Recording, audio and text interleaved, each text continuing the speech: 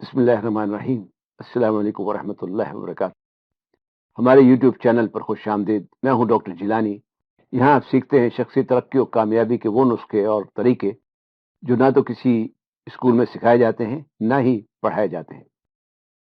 آج ہم بات کرنے جا رہے ہیں سننے کی صلاحیت بڑھانے کے نسخہ ساوتری کے آخری اور چھٹے جز یہ پر۔ اس سے پہلے ہم اس کے 5 اجزاء یعنی سین، الف، واو، تے اور رے کا تجزیہ کر چکے ہیں۔ امید ہے کہ یہ آپ کی سماعت پر گرا نہیں گزرے ہوں گے اور آپ نے ارتکاز توجہ سے انہیں سنا ہوگا، کچھ باتوں کی وضاحت بھی کر لی ہوگی، اس کے ساتھ ساتھ ان کا تفہیمی اور تنقیدی تجزیہ بھی کر لیا ہوگا اور اپنی رکاوٹوں سے بھی آگاہی حاصل کر لی ہوگی۔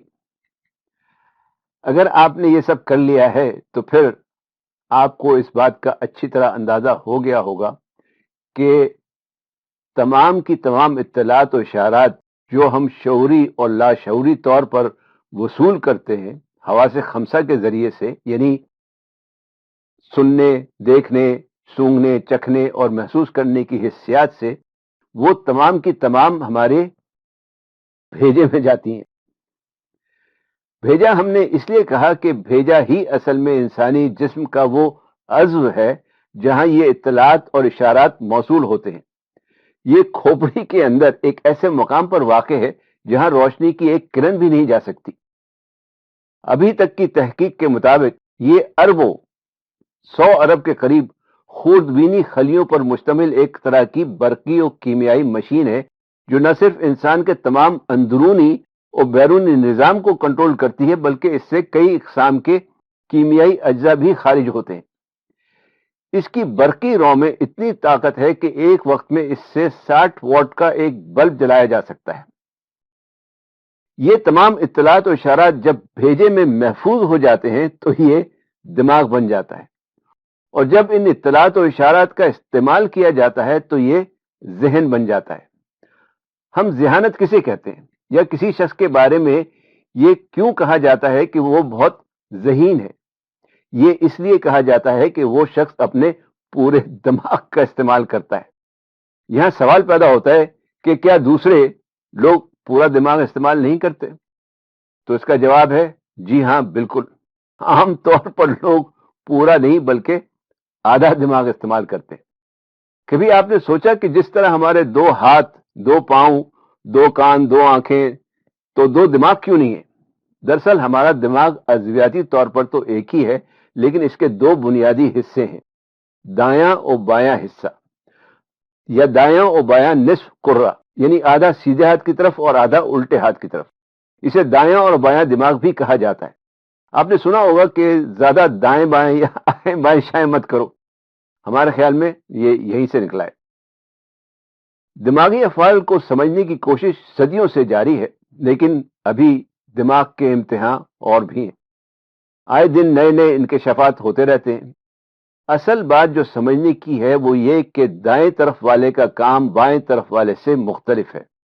دایاں حصہ صوری یعنی تصویری معاملات سے تعلق رکھتا ہے، یہ انسان کی تصوراتی و وجدانی دنیا ہے، جبکہ بایاں حصہ انسان کی منطقی صلاحیت سے تعلق رکھتا ہے، یہ انسان کی استدلالی اور اصولی دنیا ہے۔ یوں کہنا چاہیے کہ دایاں والا دیکھتا ہے اور بایاں والا اس کا تجزیہ کر کے اسے الفاظ میں ڈھال کر سمجھنے کی کوشش کرتا ہے۔ یہ صوتی اور سمعی اطلاعات یعنی آواز اور سماعت وغیرہ کا تجزیہ بائیں طرف ہی ہوتا ہے۔ دایاں دماغ بھی سماعت کے لیے کام کرتا ہے، لیکن اس کا تعلق موسیقی یا شور کو سمجھنے سے زیادہ ہے۔ اگر یہ حصہ خراب ہو جائے تو ہم موسیقی یا گانوں سے لطف اندوز نہیں ہو سکتے۔ چونکہ ہماری سوچنے، سمجھنے اور اظہار کرنے کی صلاحیت کا دار و مدار زیادہ تر زبان پر ہے، اس وجہ سے بایاں دماغ روزمرہ معمولات زندگی میں نہایت اہم کردار ادا کرتا ہے۔ اس لیے ہمارا کہنا ہے کہ ہم اپنا بایاں دماغ زیادہ استعمال کرتے ہیں، یعنی آدھا دماغ۔ آسان الفاظ میں دایاں دماغ تخیلاتی ہے اور بایاں منطقی، دونوں آپس میں جڑے ہوئے ہیں اور ان میں ایک رابطہ ہر وقت قائم رہتا ہے۔ ہمارے دماغ کو حواس خمسہ کے ذریعے جو منتشر علامات و اشارات ملتے ہیں، یہ ان کو ایک ربط میں لا کر انہیں سمجھنے کی کوشش کرتا ہے، ان کو یکجا کر کے ایک کامل فہم میں لانے کی کوشش کرتا ہے۔ اس فہم کا یا اس سمجھ کا انحصار اس بات پر ہے کہ ہمارے دماغ کے مختلف حصے کس طرح ایک دوسرے سے تعاون کرتے ہیں، کس طرح ایک دوسرے کی مدد کرتے ہیں، کون سا حصہ یا کون سی حص کتنی حاوی ہے۔ ویسے تو تمام حصیات ہر شخص میں ایک ہی جیسی ہیں، پائی جاتی ہیں، لیکن ہر حصہ یا ہر حص انسان میں ایک جیسی نہیں ہوتی۔ کسی کی دیکھنے کی حص غالب ہوتی ہے، کسی کی سننے کی، کسی کی محسوس کرنے کی، کسی کی سونگنے کی، تو کسی کی چکھنے کی۔ سوری انداز میں سوچ یا خیالات بہت تیزی سے آتے ہیں، ذہن میں تصویریں بنتی رہتی ہیں۔ اس کی رفتار کا اندازہ اس طرح ہو سکتا ہے کہ پہلے کسی تصویر یا واقعے کو الفاظ میں بیان کرنے کی کوشش کریں اور پھر اس کا موازنہ مشاہدے سے کریں۔ آپ کو اندازہ ہوگا کہ تصویر ایک لمحے میں سب کچھ بیان کر دیتی ہے، جبکہ الفاظ کافی وقت لے لیتے ہیں۔ سارے اشارات اور احساسات، ساری اطلاعات و علامات سب کے سب دماغ میں جاتے ہیں، جہاں ذہن ان کی تعبیر و تشریح کرتا ہے۔ اس تعبیر و تشریح سے خیالات و تصورات جنم لیتے ہیں۔ یہ خیالات و تصورات حافظے پر نقش ہو جاتے ہیں اور حسب ضرورت جسم و زبان سے اظہار کا سبب بنتے ہیں۔ اور یہ وہ جگہ ہے جہاں پر آتا ہے ہمارے نسخے ساوتری کا چھٹا اور آخری جز، یہ جس کی طرف ہم پہلے 2 دفعہ اشارہ کر چکے ہیں۔ خیالات و تصورات کہاں نقش ہوتے ہیں؟ حافظے میں۔ تو یہ سے ہوا حافظہ نہیں، حافظے کے لیے ایک اور لفظ بھی استعمال ہوتا ہے جو یہ سے شروع ہوتا ہے۔ کچھ یاد آیا آپ کو؟ اگر آپ نے یادداشت کہا ہے تو بالکل صحیح، یہ سے یادداشت ہی بنتا ہے۔ دراصل حافظہ اور یادداشت کو عام طور پر لوگ ایک ہی معنوں میں استعمال کرتے ہیں، لیکن تکنیکی اعتبار میں ان میں کچھ فرق ہے۔ اگر ہم غور کریں تو ہمیں اطلاعات و اشارات خالی شعوری سطح پر نہیں بلکہ لاشعوری سطح پر بھی موصول ہوتے رہتے ہیں۔ ماہرین کا کہنا ہے کہ لاشعوری سطح پر ہمیں 20 لاکھ فی سیکنڈ کے حساب سے مختلف اشارات موصول ہوتے ہیں، جبکہ ہمارا لاشعور ایک وقت میں صرف 40,000 اشارات فی سیکنڈ کا احاطہ کر سکتا ہے۔ یہ 40,000 اشارے وہ ہیں جو بوقت ضرورت لاشعور ہمیں شعوری توجہ کے لیے فراہم کرتا ہے۔ چونکہ انسان کا شعوری دماغ تمام اطلاعات کا احاطہ نہیں کر سکتا، اس لیے قدرت نے انسانی دماغ کے اندر ایک طرح کے عمل رد و قبول یا عمل انتخاب و حذف کی صلاحیت رکھ دی ہے۔ یہ ایک طرح کی چھلنی ہے۔ تمام اطلاعات اس چھلنی سے گزر کر انسانی دماغ کے اندر داخل ہوتی ہیں۔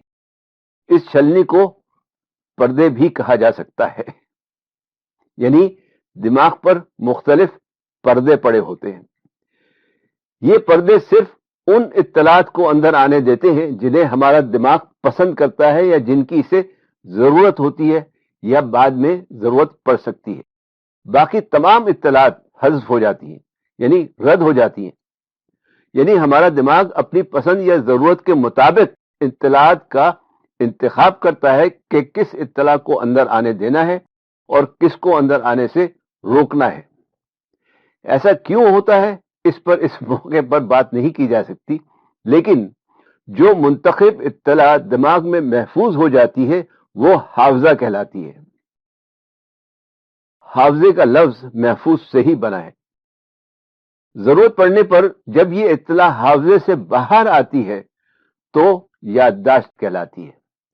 دوسرے معنوں میں ہم یہ کہہ سکتے ہیں کہ محفوظ اطلاع جیسے ہی حافظے سے دماغ کی شعوری، ادراکی یا فکری سطح پر آتی ہے تو یہ یادداشت کہلاتی ہے۔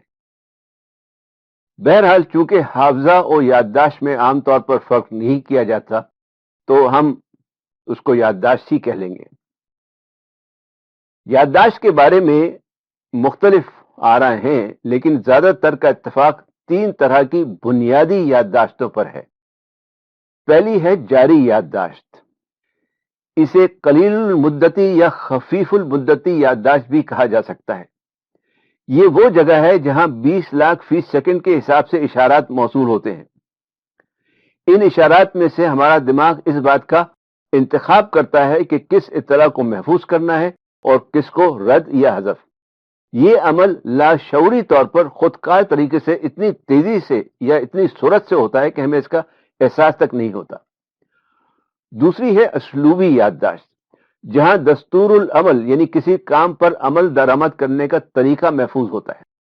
اسلوبی یادداشت کسی کام کو کیسے کرنا ہے کو یاد رکھتی ہے، مثلا گاڑی کیسے چلانی ہے، کوئی کھیل وغیرہ، کرکٹ وغیرہ کیسے کھیلنا ہے، کوئی ساز کیسے بجانا ہے وغیرہ۔ اس قسم کی یادداشت طویل المدتی ہوتی ہے یا طویل المیاد ہوتی ہے۔ یہ ایسے اعمال، عادات، مہارت یا ہنر سے تعلق رکھتی ہے جو تواتر یا دہرائی کی وجہ سے ذہن نشین ہوتے ہیں، اور انہیں تواتر یا دہرائی سے یا تربیت سے تبدیل بھی کیا جا سکتا ہے۔ تیسری ہے توضیحی یا تشریحی یادداشت، جو حامل ہے ہماری معلومات کی، جہاں جو ہمیں معلوم ہے محفوظ ہوتا ہے، یعنی ہمارا تمام کا تمام علم۔ توضیحی یا تشریحی یادداشت بھی طویل المیاد ہے، اس میں تعلیم و تجربہ سب شامل ہے، ساری اطلاعات بچپن سے لے کر آخر تک اس میں محفوظ ہوتی ہیں۔ اس بارے میں کسی کو علم نہیں کہ یہ بے حد و حساب معلومات دماغ کے کون کون سے حصے میں یا خانوں میں محفوظ ہیں۔ یہ بالکل ایسی ہیں جیسے ایک بہت بڑا گودام ہو جہاں ہر طرف چیزیں بکھری پڑی ہوں۔ ان کو کام میں لانے کے لیے اسے ایک ترتیب دینا پڑتا ہے، اس کی تربیت کرنی پڑتی ہے، ورنہ آہستہ آہستہ یہ غائب ہو جاتی ہے اور ضرورت پڑنے پر یاد نہیں آتی۔ جاری یادداشت کے بارے میں کہا جاتا ہے کہ یہاں ہم ایک وقت میں شعوری طور پر صرف 4 چیزیں رکھ سکتے ہیں۔ اگر ہم اپنے سننے کے عمل کو دیکھیں تو ایک طرف تو دماغ میں گھومنے والے الفاظ کی رفتار ہے، دوسری طرف رکاوٹیں ہیں، تیسری طرف 20 لاکھ فی سیکنڈ کے حساب سے اشارات و اطلاعات ہیں جو ہمیں موصول ہو رہے ہیں، اور چوتھی طرف ہمارے دماغ کے پردے ہیں۔ ایسے میں جو بھی بات ہم سنتے ہیں اسے یاد رکھنا آسان نہیں ہوتا، خاص طور پر تفصیلات کو۔ اس کا امتحان آپ ابھی اور اسی وقت کر سکتے ہیں۔ اگر آپ پہلے سے نہیں جانتے تو ذرا یاد کیجئے کہ تشریحی حافظے میں کیا چیزیں محفوظ ہوتی ہیں۔ اگر آپ اس کا جواب نہیں دے پائے تو ہماری بات ٹھیک ثابت ہو گئی، اور اگر آپ نے اس کا جواب دے بھی دیا ہے صحیح، تو ذرا 4 دن بعد بغیر دہرائے ہوئے تینوں مختلف اقسام کی یادداشتوں کی تعریف کرنے کی کوشش کیجیے گا۔ غالب امکان ہے کہ آپ سب کچھ بھول چکے ہوں گے، اس لیے کسی بھی بات چیت کو مکمل تفصیل کے ساتھ یاد رکھنا مشکل کام ہے، لیکن چند اہم نکات ضرور یاد رکھے جا سکتے ہیں۔ ہمارے ساتھ اکثر ایسا ہوتا ہے کہ ہم کسی محفل میں گئے، 3-4 لوگوں سے ہمارا تعارف ہوا، ہاتھ ملایا، اور 5ویں تک پہنچتے پہنچتے پہلے کا نام بھول گئے، یا ایک شخص نے ہمارا نام لے کر ہم سے سلام دعا کی اور ہم سوچتے رہ گئے کہ اس کا نام کیا ہے۔ اس لیے نہ صرف سننے کے عمل میں بلکہ ہماری پوری زندگی میں یادداشت کا بہت اہم کردار ہے۔ اچھی یادداشت والے ذہین زیادہ ہوتے ہیں، سیکھتے بھی جلدی ہیں، اور عام طور پر ترقی و کامیابی بھی جلدی حاصل کر لیتے ہیں، اس لیے کہ انہیں ہر چیز یاد رہ جاتی ہے۔ مشہور فلسفی سقراط کا قول ہے کہ یادداشت کے بغیر کچھ نہیں سیکھا جا سکتا، اور یہی حقیقت بھی ہے۔ اگر یادداشت نہ ہو تو ہم کچھ بھی نہیں سیکھ سکتے۔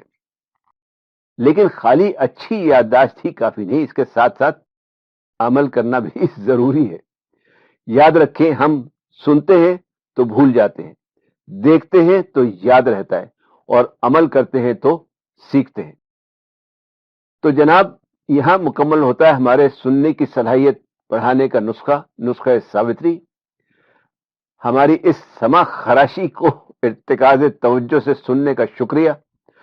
اگر کسی وضاحت کی ضرورت ہو تو ہمیں ضرور بتائیں، لیکن اس سے پہلے اس کا اچھی طرح سے تفہیمی اور تنقیدی تجزیہ ضرور کر لیں، اور اس بات کا بھی یقین کر لیں کہ کہیں کوئی رکاوٹ تو نہیں آپ کے آڑے آ گئی۔